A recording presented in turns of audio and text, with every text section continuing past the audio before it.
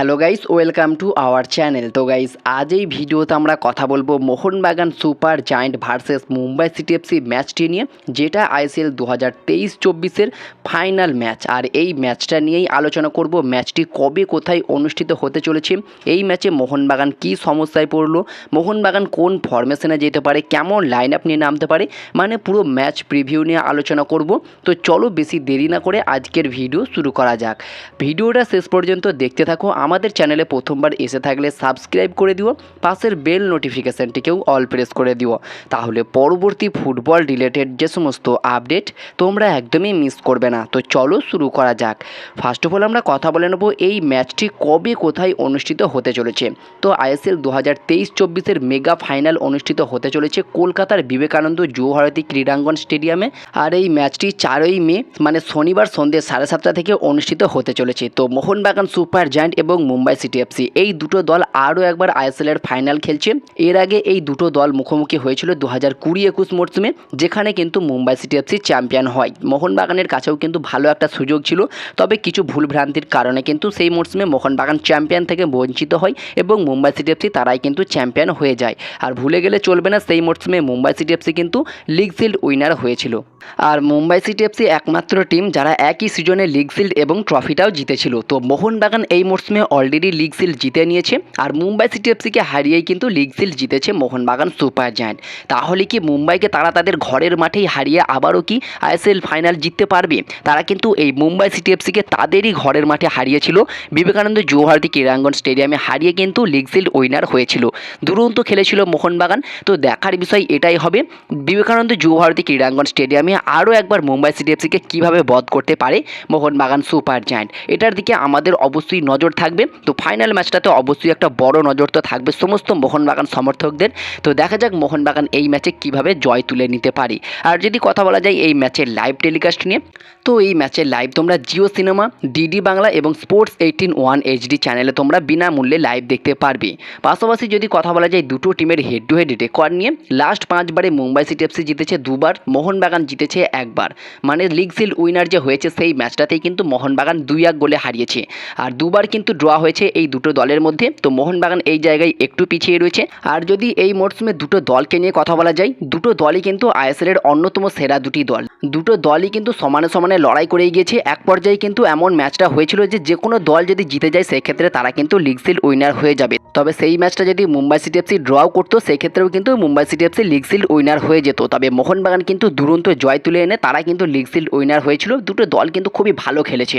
আর দুটো দলই কিন্তু 2বার মুখোমুখি হয়েছে। প্রথমবারে মুম্বাই সিটি এফসি জিতেছিল 2-1 গোলে, আর সেকেন্ড টাইম মোহনবাগান তাদের ঘরের মাঠে জিতেছিল 2-1 গোলে। তো সমানে সমানে একটা বড় লড়াই কিন্তু হবে। ফাইনালে কিন্তু একটা হাড্ডাহাড্ডি লড়াই আমরা দেখতে পারবো। আর যদি কথা বলা যায় মুম্বাই সিটি এফসিকে নিয়ে, তো মুম্বাই সিটি এফসি প্রথম দিকে দেশ বাকিংহামের আন্ডারে দুরন্ত খেলেছিল এবং পরে তারা গ্রেগ স্টুয়ার্ট, আব্দে নাসির এল খায়াতি এবং রস্টিন গ্রিফিথসের মতো ডিফেন্ডার মানে 3 জন সেরা বিদেশিকে ছেড়ে দেয় মুম্বাই সিটি এফসি, এবং তাদের হেড কোচ দেশ বাকিংহামকেও তারা ছেড়ে দিতে বাধ্য হয় এবং পরে পিটার ক্র্যাটকিকে নিয়ে আসা হয়। প্রথম বেশ কয়েকটা ম্যাচে ভালো সাফল্য না এনে দিতে পারলেও পরে কিন্তু দুরন্ত খেলায় Peter Kratky Mumbai city FC দলকে। বর্তমানে তারা কিন্তু আইএসএলের অন্যতম একটা সেরা দল মোহনবাগানের পাশাপাশি। তারাও কিন্তু একটুর জন্য লিগ শিল্ড হাতছাড়া করেছে। মোহনবাগানের কাছে তারা যদি কোনো রকম ড্র করতে পারতো সেক্ষেত্রে তারা কিন্তু আরও একবার লিগ শিল্ড উইনার হয়ে যেত। তবে মোহনবাগান তারা কিন্তু ছাড়ার পাত্র নয়। তারা যেভাবে পারফরমেন্স করেছে মুম্বাইকে কিন্তু দাপিয়ে রেখে দিয়েছিল। সেক্ষেত্রে মোহনবাগান একটু হলেও মুম্বাই সিটি এফসির কাছ থেকে লিগ শিল্ড ছিনিয়ে নিয়েছে।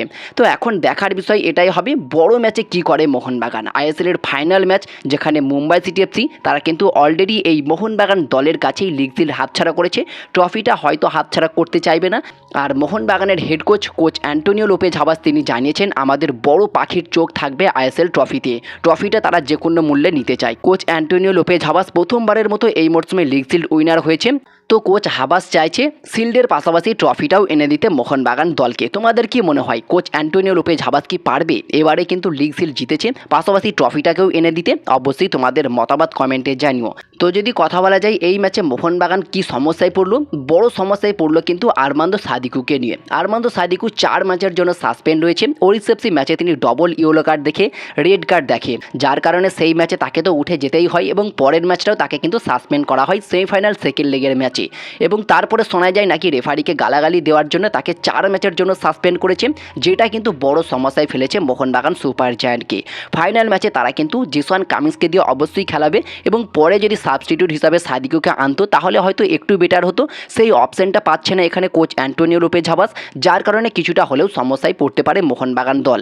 তবে আমার মনে হয় এখানে অবশ্যই কিয়ানকে সুযোগ দেওয়া দরকার। সোহেলের মতো প্লেয়ার রয়েছে, ইয়ংস্টার প্লেয়ারদেরকে কিন্তু অবশ্যই সুযোগ দেওয়া দরকার। তাদের মধ্যেও কিন্তু ভালো প্রতিভা রয়েছে, তারাও কিন্তু সুযোগ পেলে কাজে লাগাতে পারে। তো দেখার বিষয় এটাই হবে Mohun Bagan head coach Antonio Lopez Habas Jason কামিন্সের পাশাপাশি কোন স্ট্রাইকারকে সুযোগ দেয়, এটার দিকে আমাদের অবশ্যই নজর থাকবে। তো যদি কথা বলা যায় মোহনবাগান এই ম্যাচে কোন ফরমেশনে যেতে পারে, তো অবশ্যই মোহনবাগানের ফরমেশনে কোনো পরিবর্তন হবে না। 3-5-2 অথবা 3-4-3 এই ফরমেশনে যেতে পারে কোচ অ্যান্টোনিও লোপেজ হাবাস। তবে বেস্ট ফরমেশন হতে পারে 3-5-2। এই ফরমেশনে গেলেই মোহনবাগানের একটা বেস্ট লাইন আপ আমরা দেখতে পারবো আইএসএলের ফাইনাল ম্যাচে তাদেরই ঘরের মাঠে। তো 3-5-2 ফরমেশনে মোহনবাগানের লাইন আপ হতে পারে অনেকটা এইরকম। গোলকিপারে বিশাল কায়েত, 3 জন ডিফেন্সে লেফট ব্যাকে সুভাশিস বোস, রাইট ব্যাকে আনোয়ার আলী, একজন সেন্টার ব্যাকে হেক্টর ওয়েস্টে, 2 জন ডিফেন্সিভ মিডফিল্ডে জনি কাউকো সঙ্গে অনিরুদ্ধ থাপা। এই দুজনের কম্বিনেশনটা কিন্তু বর্তমানে দারুণ জমে উঠেছে। অনিরুদ্ধ থাপা কিন্তু দুরন্ত পারফরমেন্স করছে বর্তমান সময়ে। আর 3 জন অ্যাটাকিং মিডফিল্ডে বাঁ দিক থেকে লিস্টন কোলাসু, ডান দিক থেকে মনবীর সিং, এবং একজন নাম্বার 10 অথবা অ্যাটাকিং মিডফিল্ডার পজিশনে সাহাল আব্দুল সামাদ। পুরোপুরি ইন্ডিয়ান অ্যাটাকিং ট্রায়ো নিয়ে খেলবে মোহনবাগান সুপার জায়ান্ট এই ম্যাচে। আর আপফ্রন্টে 2 জন স্ট্রাইকারে অবশ্যই জেসন কামিন্স সঙ্গে দিমিত্রি পেত্রাতস। জেসন কামিন্সের সঙ্গে দিমিত্রি পেত্রাতসের একটা ভালো কম্বিনেশন রয়েছে। আর লিস্টন কোলাসু, সাহাল আব্দুল সামাদ, মনবীর সিং, এবং তাদের একটু পিছন থেকে জনি কাউকো, অনিরুদ্ধ থাপা। 5 জন মিডফিল্ডারে কিন্তু এমনই একটা ভালো কম্বিনেশন আমরা দেখতে পারবো। আপফ্রন্টে পেত্রাতস এবং কামিন্সের একটা ভালো কম্বিনেশনও আমরা দেখতে পারবো। তো যদি এই লাইন আপ নিয়ে মোহনবাগান খেলে অবশ্যই একটা বেটার ফলাফল আনতে পারে আইএসএলের ফাইনাল ম্যাচে মুম্বাই সিটি এফসির এগেনস্টে। তোমাদের কি মনে হয় এই লাইন আপ নিয়ে কি মোহনবাগান খেলতে নামবে আইএসএলের ফাইনাল ম্যাচে? তো লাইন আপটা যেরকম হলো তোমাদেরকে আরও একবার বলে দিই।